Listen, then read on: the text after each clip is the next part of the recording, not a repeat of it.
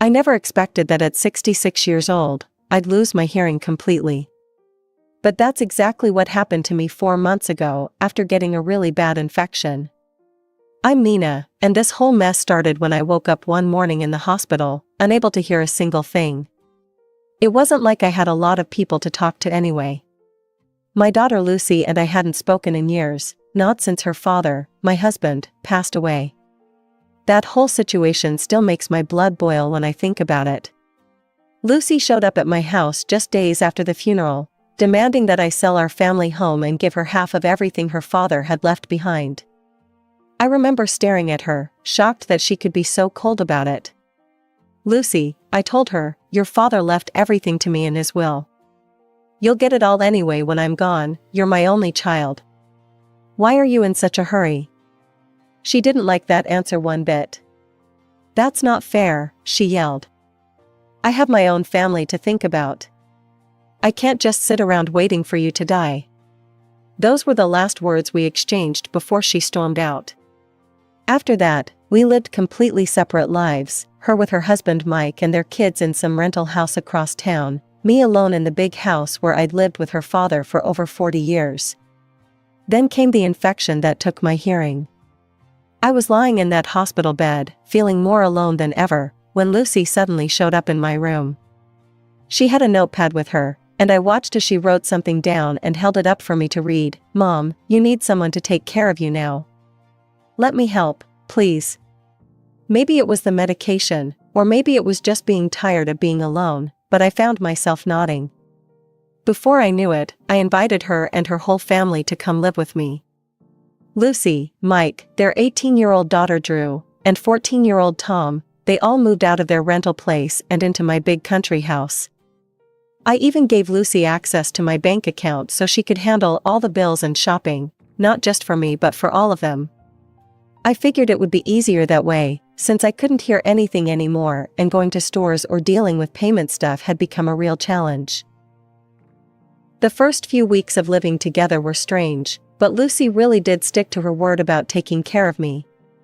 Every morning, she'd go grocery shopping, making sure to get everything we needed. She'd cook 3 meals a day, clean the house from top to bottom, and never complained when I needed to go to yet another doctor's appointment. Those appointments became a regular part of our routine. Lucy would drive me to the clinic, wait with me in those uncomfortable plastic chairs, and help me communicate with the doctors. We'd gotten into a system where everyone wrote things down for me on notepads or their phones, and I'd respond by talking, probably too loudly, but nobody seemed to mind. I remember one particular appointment that changed everything. The doctor had been running all sorts of tests, and I was hopeful they'd finally have some good news. Instead, he wrote on his notepad, "I'm sorry, Mrs. Parker, but a hearing aid won't help in your case. We need to keep investigating the root cause of your deafness before we can work on restoring your hearing." I must have stared at that note for 5 solid minutes. Lucy had to tap my shoulder to get my attention, probably worried about how still I'd become. But what could I say? It felt like someone had just slammed a door in my face. Back at home, we settled into our new way of communicating. The family would write notes to me about everything, what they wanted for dinner, when they were going out, if someone had called. I'd respond by talking, making sure to speak up so they could hear me clearly. It wasn't perfect, but we made it work. My granddaughter Drew turned out to be a real blessing during this time. She noticed how bored I was getting and showed up in my room one day with her tablet. "Grandma," she wrote, "let me show you some cool apps I think you'll like." She spent hours teaching me how to use different programs, showing me how to download books, play games, and even watch movies with subtitles. I had to quit my job at the college, which was harder than I expected. I'd been teaching literature there for years, not because I needed the money. Thomas had left me more than comfortable with his inheritance, but because I loved it. Standing in front of those students, discussing great works of literature, watching their faces light up when they finally understood a complex passage, that was what got me out of bed in the morning. But you can't teach when you can't hear your students. I tried to convince myself I could make it work somehow, but deep down, I knew it was impossible. How could I lead discussions? How could I answer questions? How could I know if a student was struggling if I couldn't hear them trying to get my attention? So now my days are different. I spend most of my time reading books, both physical ones and ebooks on the tablet Drew gave me. I've discovered that the internet is a pretty amazing place when you have nothing but time on your hands. I've found websites about everything you can imagine, and I've even joined some online book clubs where everything is written rather than spoken. Living in silence makes you notice things you might have missed before. From my usual spot in the living room armchair, I had a front row seat to my family's daily life, even if I couldn't hear it. Lucy and Mike seemed to be getting along better than ever. I'd watch them in the kitchen during breakfast, heads close together, laughing over their coffee. Lucy would touch Mike's arm while they talked, and he'd smile at her in a way that reminded me of how Thomas used to look at me. Sometimes they'd catch me watching and wave, their faces breaking into warm smiles. The grandkids had settled into their routines too. Drew spent a lot of time in her room, studying or working on her photography projects. Tom was usually glued to his gaming console in the basement, only emerging for meals or when Lucy called him upstairs. It all looked so normal, perfect, even. But then I started noticing other things. Like the time I walked into the kitchen to get some tea, and Lucy and Mike were having what looked like an intense conversation. When they saw me, they both smiled broadly, too broadly, but their eyes met over my head in a way that made me uncomfortable. Or how sometimes, when they thought I wasn't looking, they'd exchange these knowing smirks while glancing in my direction. I tried to shake it off. After all, why would they be mocking me? Lucy was taking such good care of me, cooking my favorite meals, keeping my room spotless, making sure I took all my medications on time. And Mike had been nothing but helpful, fixing things around the house and even installing some new safety features in my bathroom. But those looks, those smiles, they kept nagging at me. The way their expressions would shift when they thought I wasn't watching. The quick glances they'd exchange when I'd ask them to write something down for me. The way their smiles never quite reached their eyes when they were directed at me. Stop it, I'd scold myself. You're just bitter because you can't hear. You're imagining conspiracies because you're frustrated with your situation. They're your family, they love you. Weeks passed like this, with me constantly second-guessing everything I saw. Was that laugh really at my expense? Did that whispered conversation stop because I entered the room? Was I really seeing mockery in their expressions, or was it all in my head? Then came that morning, it must have been around 6 a.m. I was sleeping soundly when something jolted me awake. At first, I was confused, disoriented. Then I realized what had woken me, a car horn blaring loudly from the street outside. I jumped out of bed, already pulling on my robe, ready to go give that inconsiderate driver a piece of my mind. I was halfway to my bedroom door when it hit me, I had heard the horn. I had actually heard it. My hand started shaking as I stood there in the middle of my room. I could hear the early morning birds chirping outside my window. I could hear the hum of the heating system. I could hear the old floorboards creaking under my feet. My hearing was back. After 4 months of nothing but silence, I could hear again. My heart was still racing with excitement as I headed toward the stairs. I couldn't wait to tell everyone about my miracle, that my hearing had returned. But halfway down the staircase, I heard voices coming from the living room. Lucy and Mike were already up, talking in low tones. "I'm so damn tired of this," Mike was saying, his voice dripping with irritation. "How much longer do we have to keep pretending? Pretending to care about your mother. Acting like we're one big happy family. I'm sick of tiptoeing around that old woman. When is she finally going to die?" I froze on the stairs, my hand gripping the railing so hard my knuckles turned white. But what came next was even worse.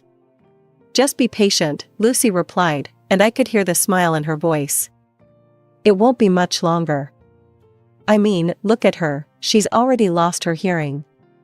That's usually the first sign of overall decline in old people. Once they start losing their faculties, they usually give up pretty quickly. She'll probably just waste away." The world tilted sideways for a moment. I had to sit down on the stairs, my legs too weak to hold me up. My own daughter. My own flesh and blood was sitting down there, calmly discussing my death with her husband. All those suspicious looks I'd noticed. I hadn't been paranoid after all. It took everything I had not to break down right there.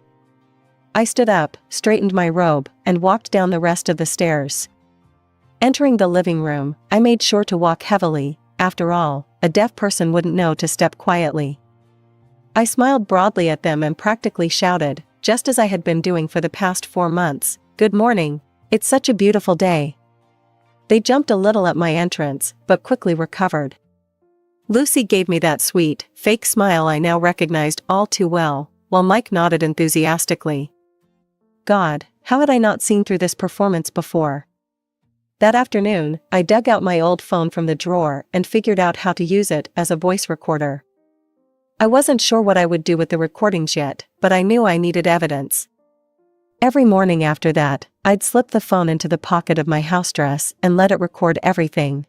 The things I heard over the next few days made me sick to my stomach. It wasn't just Lucy and Mike, even my grandson Tom was in on it. He'd come home from school, look right at me sitting in my chair, and ask loudly, "Hey, is the deaf old lady still alive?" Lucy and Mike would laugh like it was the funniest joke they'd ever heard. "Yes, son," Mike would say, chuckling. "Unfortunately, she's still kicking." "God, she's so annoying," Tom would complain, rolling his eyes. "Everything has to be written down or gestured. It's infuriating. Can't she just figure things out on her own?" And through it all, they'd smile at me. Sweet, caring smiles. Patient smiles. Loving smiles. They'd write me little notes asking if I needed anything, if I was comfortable, if I wanted a cup of tea. And all the while, they were waiting for me to die. Thank God for Drew. In the middle of all this ugliness, my granddaughter was the only pure thing left in my life. While everyone else in the house was putting on an act, Drew's kindness was real. I could hear it now in her voice, see it in her actions, and feel it in her genuine concern for me. Every few days, she'd knock on my door with a new book tucked under her arm. "Grandma," she'd write in her notebook, "I saw this at the bookstore and thought of you. It's about a woman traveling through Europe in the 1920s. I know you love historical stories." She was right, I did love them. And I loved how she actually paid attention to what I enjoyed, unlike her mother who just pretended to care. Drew would sit with me for hours, showing me her photography projects on her laptop. She had real talent, capturing moments that told entire stories in a single frame. I could hear her voice now when she shared these things with me, full of passion and enthusiasm, but I kept up my act of reading her notes and responding in my too loud voice. It broke my heart a little to pretend with her, the only honest person in this house, but I couldn't risk the others finding out. But what truly touched my heart was how she stood up for me when she thought I couldn't hear. One evening, I was in my room when voices rose from the hallway outside my door. "Mom, you need to stop talking about Grandma like that," Drew was saying, her voice firm. "She deserves better. She's not just some burden we're waiting to get rid of." "Oh, honey, mind your own business," Lucy dismissed her. "Go to your room and stop interfering in things that don't concern you." I heard Drew storm off, her footsteps heavy with teenage indignation. Through my window, I could see her walk to the garden bench where she always went when she was upset. She sat there, wiping tears from her eyes, and I wished I could tell her how proud I was of her, how grateful I was for her defense of me. It was strange how Drew had turned out so different from her mother. Where Lucy was calculating and cold, Drew was warm and genuine. Where Lucy saw me as a burden to be endured, Drew saw me as a person to be cherished. Sometimes I caught myself studying her face, trying to find traces of the kind young woman Lucy had once been, before money and greed had poisoned her heart. Having Drew in my corner made the whole situation a little more bearable. Yes, I was living in a house full of people who were waiting for me to die, but at least I had one ally. One person who saw me as more than just an inconvenience or a source of inheritance. One person who actually cared. It's amazing how people will say anything in front of someone they think can't hear them. I was sitting in my usual spot in the living room, pretending to be absorbed in my book, when Lucy and Mike started talking about money. My money, to be specific. "So how much have you managed to get out so far?" Mike asked casually, as if they were discussing the weather. He was sprawled on the couch, feet up on my coffee table. Lucy was flipping through some papers, probably my bank statements. "About 25,000 so far."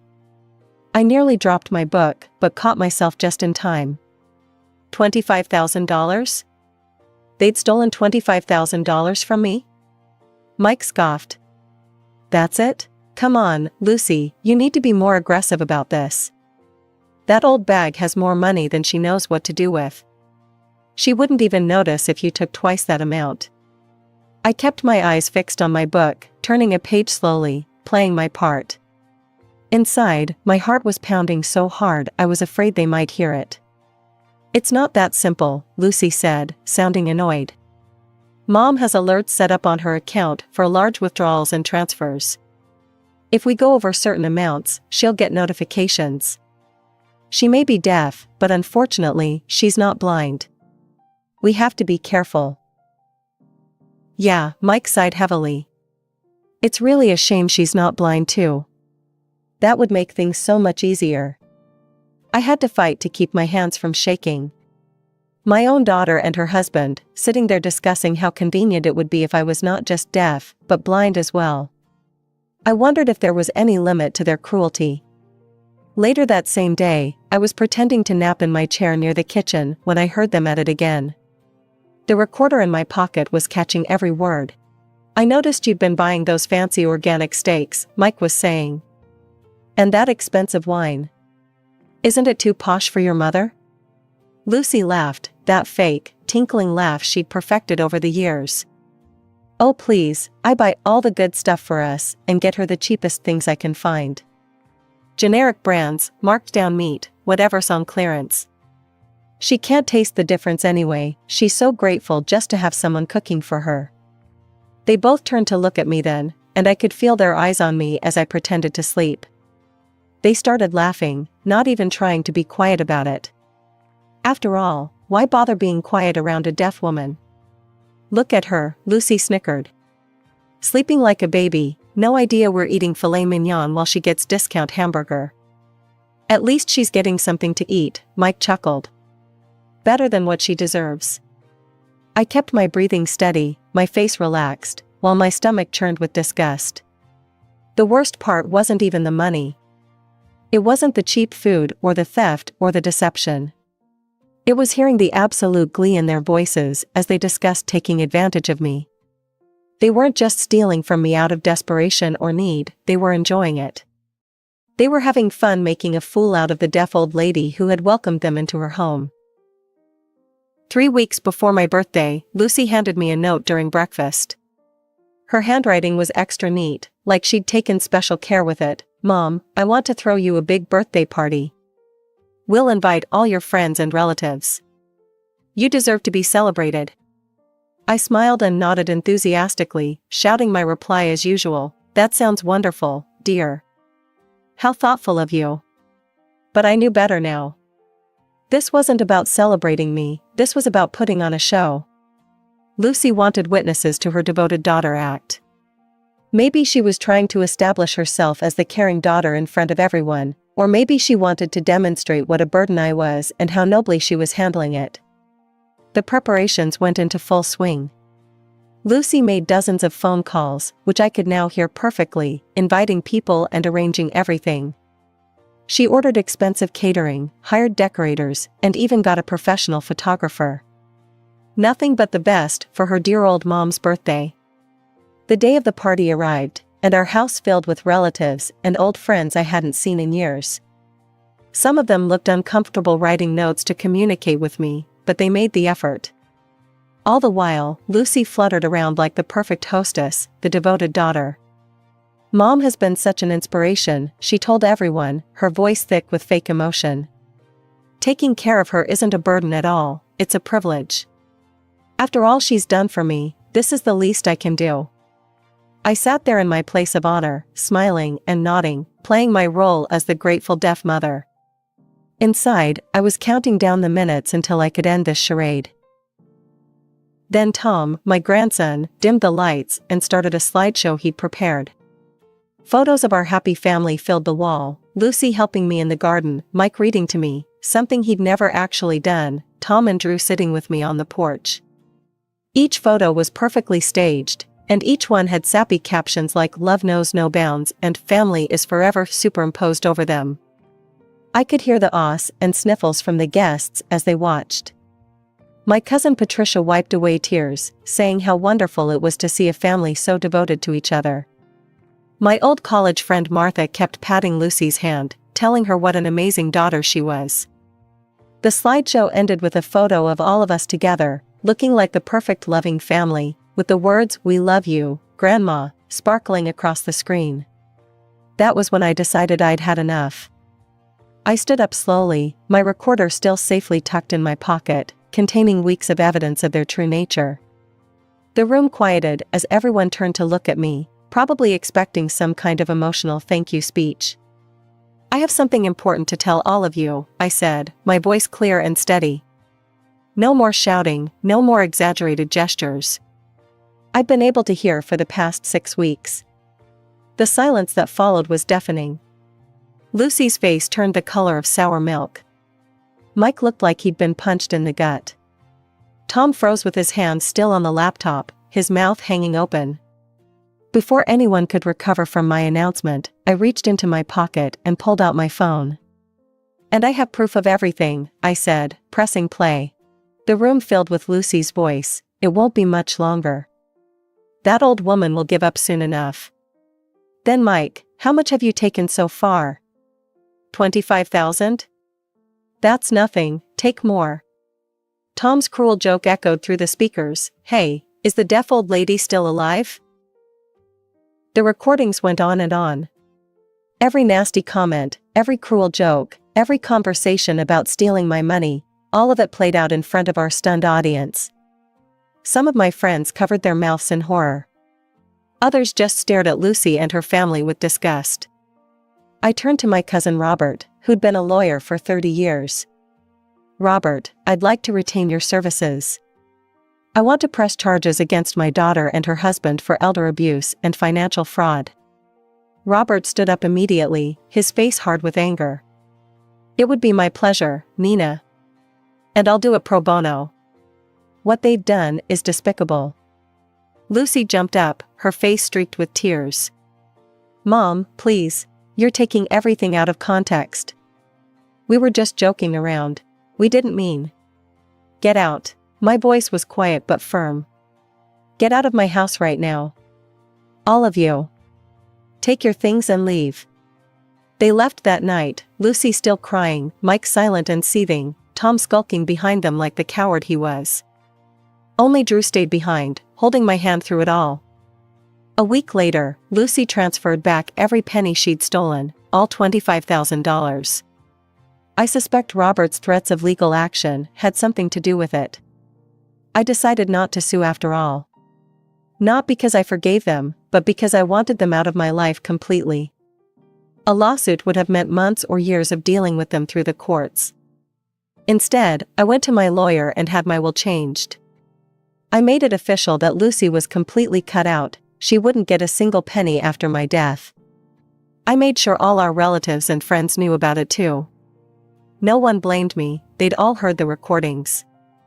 As for Tom, I couldn't bring myself to forgive him either.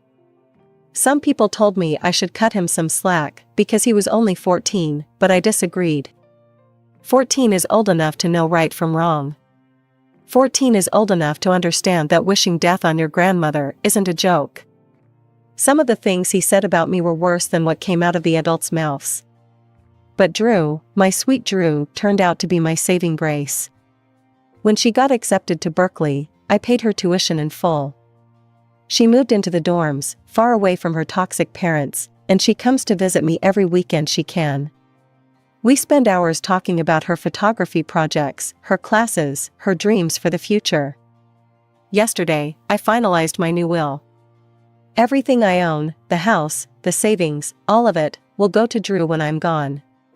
She's the only one who showed me real love, the only one who defended me even when she thought I couldn't hear her.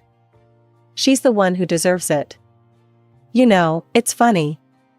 Lucy spent years scheming to get her hands on my money, and all she had to do was be a decent human being. If she'd shown me just a fraction of the genuine love that Drew did, she would have inherited everything anyway. I may have lost a daughter, but I gained something more valuable, the truth. And in Drew, I found the kind of family I always wanted, one based on real love, not greed and deceit.